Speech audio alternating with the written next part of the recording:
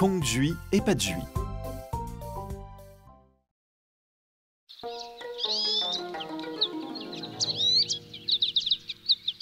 Il était une fois un couple au grand cœur qui rêvait d'avoir un enfant. Quand ils eurent enfin une petite fille, ils étaient fous de joie et l'appelèrent Kong-Jui. Entourée de l'amour de ses parents, Kong-Jui grandit et devint belle, intelligente et douce. Un jour, la mère de Kong-Jui tomba malade et son état empirait de jour en jour. Kong-Jui. Oh, mon enfant. Ah, adieu. Maman, non, ne me quitte pas. Non, Oh. ma bien-aimée. Kong-Jui et son père se retrouvèrent seuls. Le père de Kong-Jui fit le deuil de sa femme, mais après quelque temps, il épousa une autre femme qui devint la belle-mère de Kong-Jui. Celle-ci vint s'installer chez eux avec sa propre fille, Pat-Jui. Bienvenue, je suis Kong-Jui, enchantée. Maman, je veux sa robe. Oh, mais tu l'auras, ma chérie. Tu sais que tu peux avoir absolument tout ce que tu veux, d'accord? Oh, mais... Maman, je peux avoir aussi ces chaussures? Oh, tu me rappelles moi à ton âge. Une si jolie jeune fille devrait toujours avoir les plus belles choses. Non, Kong-Jui, tu as 1 an de plus que Pat-Jui. Il est donc naturel que tu partages tout avec ta petite sœur. Tu es d'accord, n'est-ce pas? Oh, bien sûr, je le ferai. Oh. Donne-moi ça maintenant. Pat-Jui et sa mère étaient très cruelles avec la pauvre Kong-Jui.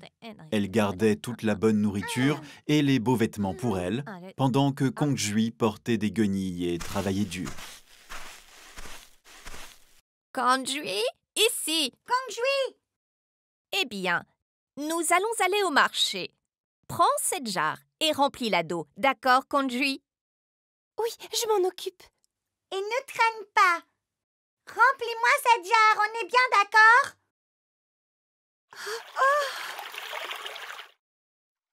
Je ne comprends pas. J'ai tiré de l'eau toute la matinée, mais la jarre ne cesse de se vider. Oh non, c'est pas vrai, il y a un trou dedans. Que vais-je faire maintenant? Elle va être furieuse contre moi. Alors que Kong-Jui pleurait désespérément, un crapaud s'approcha d'elle. Ne pleure pas, Kong-Jui. Je peux peut-être t'aider si je ferme le trou avec mon corps. Tu pourras remplir ta jarre. Essayons. Avec l'aide du crapaud, Kong-Jui réussit à remplir la jarre et à la ramener chez elle. À leur retour, la belle-mère de Kong-Jui et Pat-Jui furent choquées de voir la jarre remplie à ras-bord.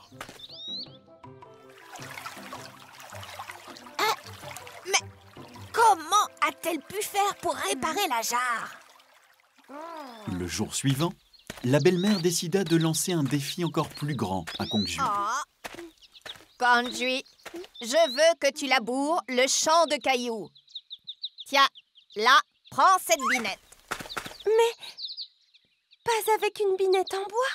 Ne réponds pas. Et fais ce qu'on te dit. Et tu as intérêt à bien le faire, c'est compris? Très bien. Mais je n'y arriverai jamais. C'est impossible. Je vais casser cet instrument, c'est sûr. Oh non! Oh! Qu'est-ce que je fais maintenant? Un bœuf vit Kong-Jui pleurer et s'en approcha. Écoute, Kong-Jui, ce n'est pas la peine de pleurer. Je peux utiliser ma grosse et puissante mâchoire pour arracher les mauvaises herbes. Regarde.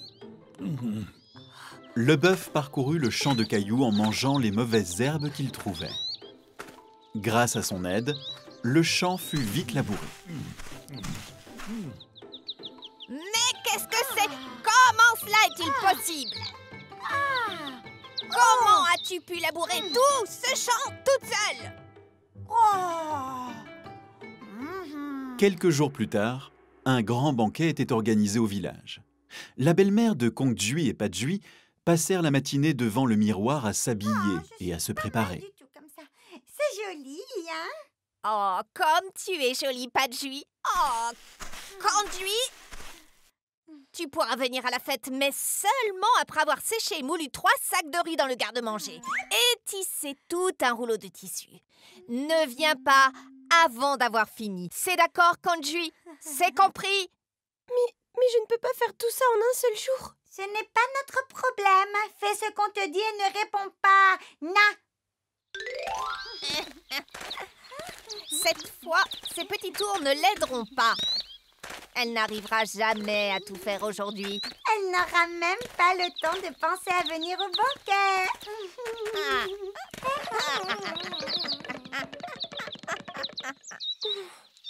Je n'arriverai jamais à finir de moudre et de tisser en une seule journée.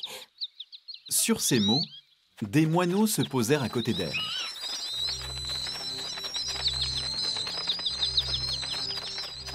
Ne sois pas triste, Kong-Jui. Nous sommes venus t'aider. Merci. Épluche, ne mange pas. Épluche, ne mange pas. Épluche, ne mange pas. Épluche, ne En mange pas. utilisant leur bec puissant et aiguisé, les moineaux épluchèrent le riz en un rien de temps.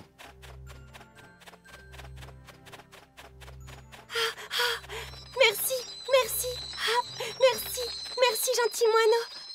Oh, mais il me reste encore un rouleau entier de tissu à tisser. Oh, mais ne t'inquiète pas, Kong-Jui. Je vais tisser pour toi, ne t'inquiète pas. Qui êtes-vous? Quand Kong-Jui leva les yeux, elle vit une fée briller devant elle. Ma bonne fée. Voici un cadeau du paradis pour te récompenser de ton bon cœur. Allez, enfile cette tenue et va t'amuser à la fête.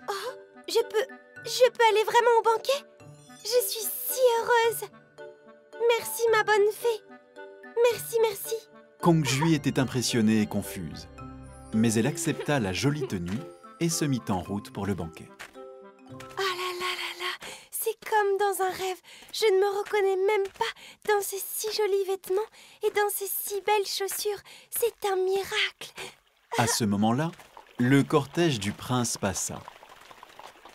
Laissez passer le prince!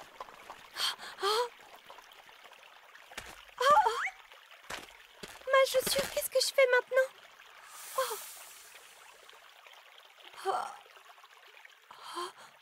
Oh, mais tant pis, j'y vais. Kong-Jui n'eut pas le temps de reprendre sa chaussure. Elle partit en courant au banquet. Mais qui est donc la jolie jeune fille qui vient de passer? Je ne sais pas, votre majesté. Apportez-moi cette chaussure qu'elle vient de perdre.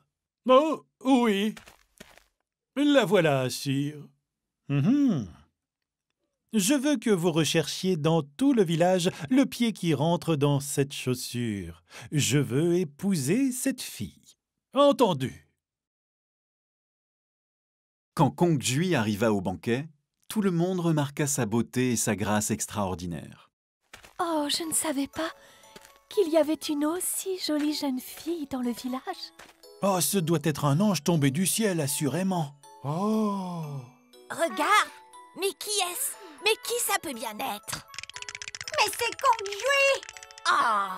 Comment a-t-elle fait?